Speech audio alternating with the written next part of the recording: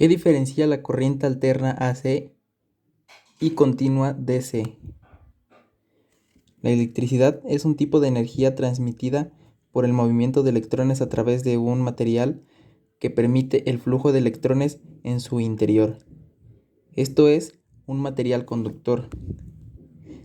Se distinguen dos tipos de corriente, continua DC y alterna AC. La diferencia entre ambas es cómo se mueven los electrones dentro del material. En la corriente continua se mueven en un solo sentido y en la corriente alterna se van alternando dos sentidos. 1. Corriente continua. El flujo de la corriente eléctrica se da en un solo sentido, de un polo a otro. Generalmente se designa con las siglas DC del inglés Direct Current. 2. Corriente alterna. El flujo eléctrico se da en dos sentidos, alternando uno y otro. Suele designar con las siglas AC del inglés Alternating Current. La mayoría de las redes eléctricas actuales utilizan corriente alterna, mientras que las baterías, pilas y dínamos generan corriente continua. Corriente continua o DC. En la naturaleza la electricidad es relativamente rara si se compara con la cotidiana que es en nuestra vida. Solo es generada por algunos animales y algunos fenómenos naturales como los rayos. En la búsqueda de generar un flujo de electrones artificial, los científicos se dieron cuenta de que un campo magnético podía provocar el flujo de electrones a través de un cable metálico u otro material conductor, pero en un solo sentido, pues los electrones son repelidos por un polo del campo magnético y atraídos por el otro.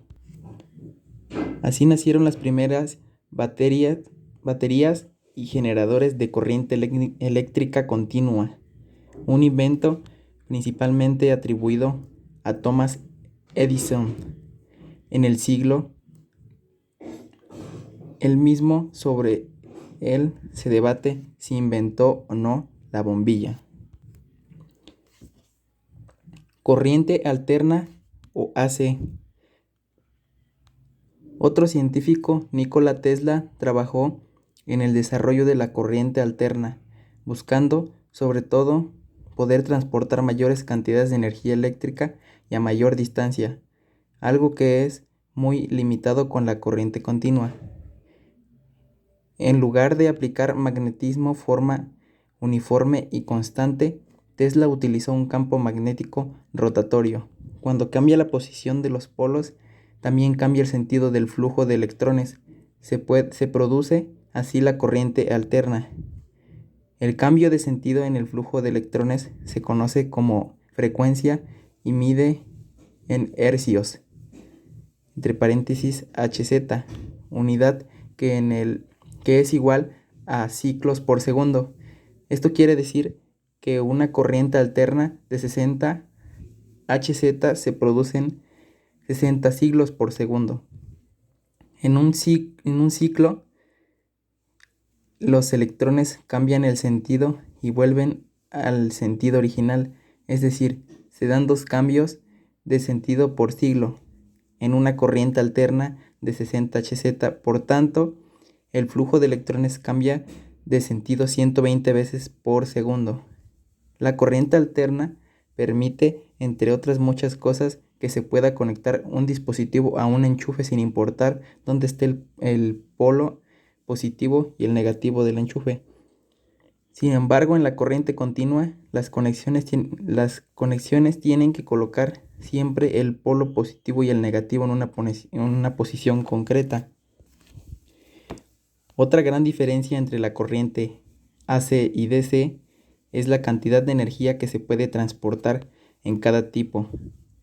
La electricidad no puede viajar muy lejos antes de que se empiece a perder voltaje, medida de la tensión eléctrica.